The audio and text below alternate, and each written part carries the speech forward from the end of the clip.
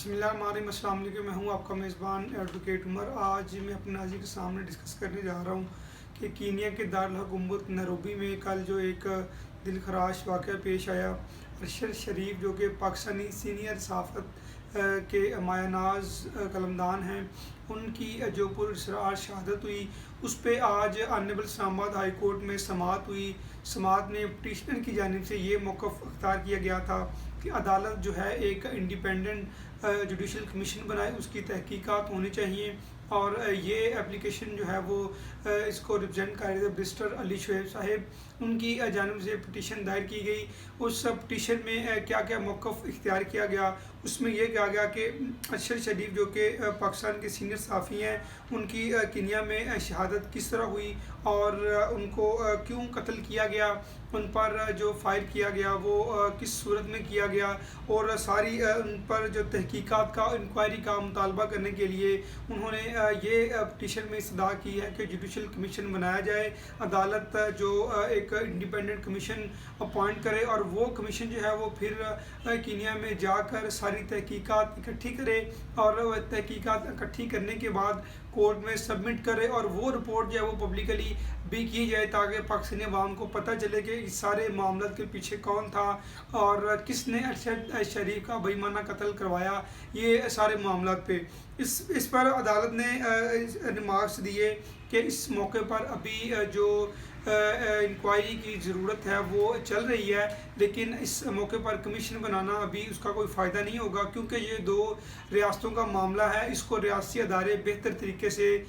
دیکھ سکتے ہیں، اور ہم یہ معاملہ ریاست پر چھوڑ رہے ہیں، اور یہ معاملہ سیکورٹیز ایجنسیز کا ہے، اور وہ عدالت میں اپنی رپورٹ دیں گی، اس لیے عدالت نے اس معاملے کو ایک ہفتے کے لیے ملتوی کیا ہے۔ عدالت نے اس میں ایک ہفتے کی جو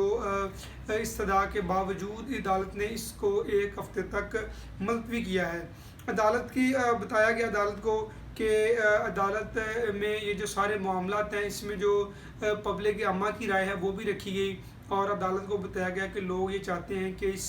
سارے معاملے کی انڈیپینڈنٹ جوڈیشل کمیشن بنائی جائے، اور پھر چیف جسٹس صاحب نے استفسار کیا کہ انکوائری کے لیے صحافتی تنظیموں کو آن بورڈ رکھا جائے، اس مرحلے میں کمیشن کا کوئی فائدہ نہیں ہوگا، ہم آئندہ دیکھیں گے کہ اس میں کیا فردر لائحہ عمل اپنایا جائے گا۔ دوسری جانب سے اسٹیٹ کی جانب سے ڈپٹی اٹارنی جنرل صاحب پیش ہوئے، انہوں نے بتایا کہ حکومت کینیا کی جانب سے رپورٹ پیش کی جائے گی، اگر درخواست گزار کو کینیا کی رپورٹ پر اعتراض ہوگا تو کیس مزید سن لیا جائے گا، اور یہ دو مختلف ملکوں کا معاملہ ہے، اور ریاست کے ادارے اس معاملے کو بہتر طریقے سے نمٹا سکتے ہیں، اس معاملے کو بہتر طریقے سے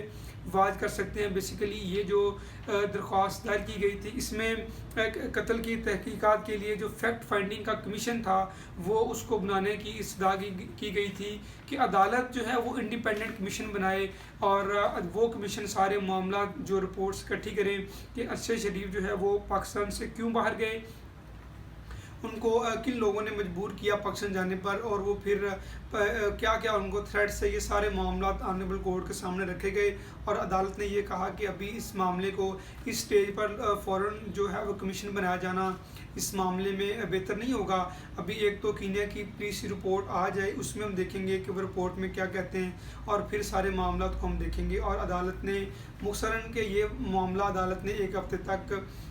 پینڈنگ کر دیا ہے۔ اب ہم دیکھیں گے کہ کیا ارشد شریف اور ان کے جو لواحقین ہیں ان کا جو مطالبہ تھا کہ اس سلسلے میں کمیشن بنایا جائے، ان کی استدعا جو ایک ویلڈ ہے، چونکہ ان کا ایک فنڈامنٹل رائٹ بھی تھا ان کی فیملی کا، اگر وہ عدالت میں گئے تھے تو آنریبل کورٹ کو چاہیے تھا کہ ان کی سیٹسفیکیشن کے لیے عدالت ابھی اس فورم پہ، کیونکہ لوگوں کو جو ابھی لوگوں کا اعتماد ہے عدلیہ پہ وہ ابھی اتنا ہے کہ لوگ یہ سمجھتے ہیں کہ عدالتوں سے ہمیں ریلیف مل جائے گا، اگر وہ ٹرسٹ کر کے کورٹس میں انہوں نے پٹیشن دائر کی تھی تو عدالت کو چاہیے تھا کہ اپنی جو ایک دائرہ کار میں ان کو رہتے ہوئے کوئی نہ کوئی ڈائریکشن جاری کر دیتے کہ آپ ہم جوڈیشل کمیشن جو ہے وہ اپوائنٹ کر رہے ہیں، یا اس میں کوئی ہم پروسیڈنگ کریں گے کہ آئندہ والے دنوں میں ہم فلاں بندے کو اپوائنٹ کر رہے ہیں، تو اس صورت میں عدالت کو کوئی نہ کوئی اس میں ان کی سیٹسفیکیشن کے لیے، کیونکہ وہ بھی پاکستان کے شہری ہیں، عدالت میں ان کو جو سیٹسفیکیشن کے لیے کوئی کمیشن اپوائنٹ کرنا چاہیے تھا۔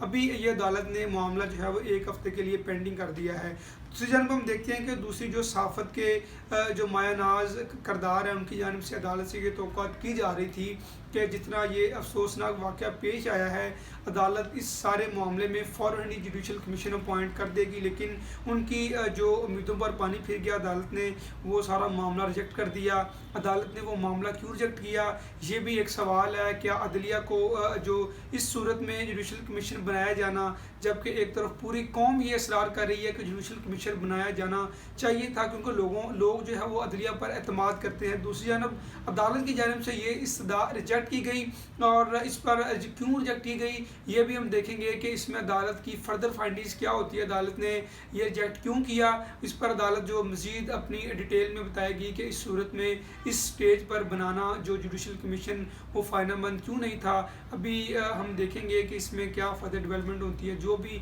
फर्दर डेवलपमेंट होगी मैं आपके साथ डिस्कस करूंगा, और आने वाले दिनों में हम ये भी देखेंगे कि क्या हमारी रियासत जो इतना बड़ा एक ब्लेंडर हुआ है, क्या हमारी अदालतें और हमारे जो रियासी अदारे हैं इसमें जो असल मुलजमान हैं उनको कैफ़रे किरदार तक लाते हैं। जैसा कि हमने पिछले भी दिनों डिस्कस किया था कि जो तरीके लब्बई का वाक़या पेश आया है हवेलिया के मुकाम पर, वहाँ भी कारकुनान पर शदीद तशद्दुद किया गया और 4 से 5 जो